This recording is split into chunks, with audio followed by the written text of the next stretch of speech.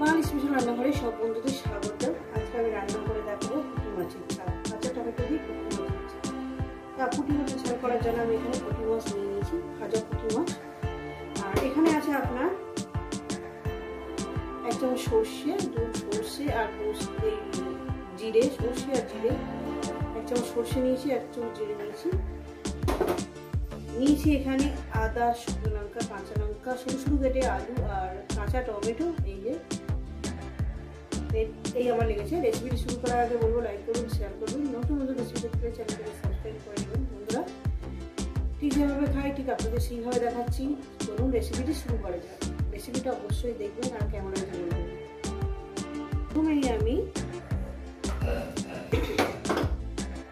এই যে সর্ষে বলেছি ঠিকই কথা, কিন্তু এখানে 2 রকম সর্ষে আছে। 1/2 চামচ লাল সর্ষে সাদা হলুদ সর্ষে, 1/2 চামচ কালো সর্ষে, মানে 1 চামচ, আর 1 চামচ জিরে আছে। আর এখানে আমি দিয়ে দেবো শুকনো লঙ্কা আর আদা। আর এখানে আমি দিয়ে দেবো হলুদের গুঁড়োটা, ঠিক আছে। এবার এটাকে আমি মিহি একটা পেস্ট বানিয়ে দেবো। ভাজার সময় পেস্ট বানিয়ে দেবো। তো বন্ধুরা আমি গ্যাস ধরিয়ে দিয়েছি, কড়া বসিয়ে দিয়েছি, কড়া আমার গরম হবে। তো বন্ধুরা কড়াটা আমার গরম হয়ে গেছে, দিয়ে দেবো তেল। পরিমাণ মতন তেলটা আমি দিয়ে দিলাম।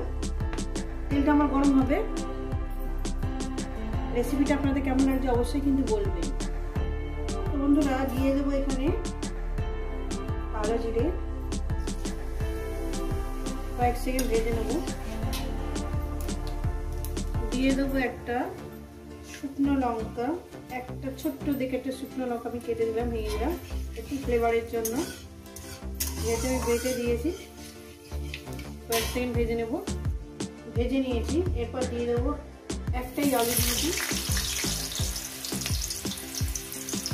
আলুগুলো আমি দিয়ে দিলাম বন্ধুরা। আলুগুলোকে আমি লাল লাল করে ভেজে নেব। আর দিয়ে দেবো এর মধ্যে লবণ, স্বাদ মতন লবণ।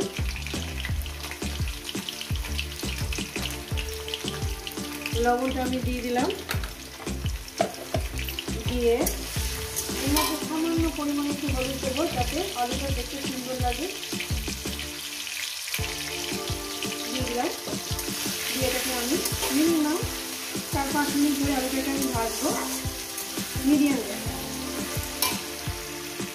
বন্ধুরা দিয়ে দিয়েছি, এই আলুটা ভেজে নিয়েছি। এবার দিয়ে দেবো টমেটো। টমেটোটাকে দিয়ে আমি আরও 4-5 মিনিট ভাজবো। যত সুন্দর করে সবজি ভাজবে ততটাই টেস্টি হয়। তো বন্ধুরা আমি টমেটো আলুটাকে সুন্দর করে ভেজে নিয়েছি। দিয়ে দেবো কাঁচা লঙ্কা, দিয়ে দেবো মশলা বাটাটা। মশলাটাকে মিহি করে পেস্ট করে নেবেন। আর মশলা বাটি ধোয়ার জলটাও আমি দিয়ে দেবো। দেখেন দিয়ে দিলাম। এবার এটাকে আমি মিনিট 2 ধরে কষিয়ে নেব মিডিয়াম গ্যাসে। যত সুন্দর হয়, একটু ধনে পাতা নেই আমি সত্যিকারে, ধনে পাতাটা আমার আনা হয়নি বাজার থেকে গিয়ে। আপনাদের হাতে কাছে যদি ধনে পাতা থাকে দিয়ে দেবে।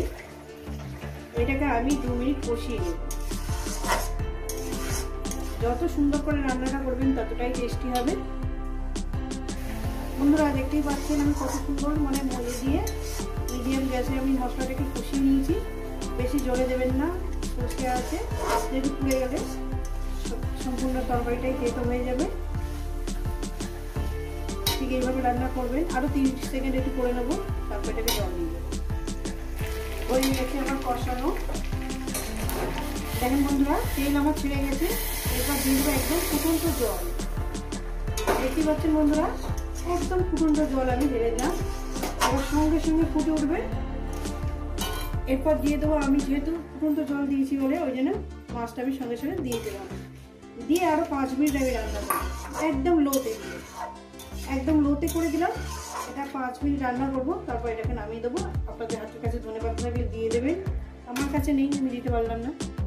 বন্ধুরা এখানে আমি চাপা দিয়ে দিলাম 5 মিনিটের জন্য। ফিরছি 5 মিনিট পর।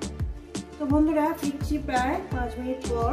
দেখেন দেখতে কত সুন্দর হয়েছে না, বিশ্বাস করুন দারুণ খেতে হয়েছে, টক টক ঝাল ঝাল, দারুণ ফ্লেভার,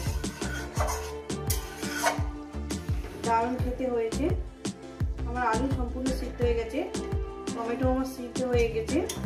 আমি এটা নামিয়ে দেখাচ্ছি। রেডি হয়ে গেছে। এই রেসিপিটা ভালো লেগে গেলে অবশ্যই কিন্তু কমেন্ট করে জানাবেন। রেসিপিটাকে লাইক করবেন, শেয়ার করবেন। নতুন নতুন রেসিপি দেখতে গেলে চ্যানেলটাকে সাবস্ক্রাইব করবেন। চ্যানেলটা আপনাদের ভালো লেগে গেলে চ্যানেলটা সাবস্ক্রাইব করে নেবেন। আবার নতুন কোনো রেসিপির সঙ্গে দেখা হচ্ছে বন্ধুরা, আমি দেখাচ্ছি। তো বন্ধুরা আবার নতুন কোনো রেসিপির সঙ্গে দেখা হচ্ছে।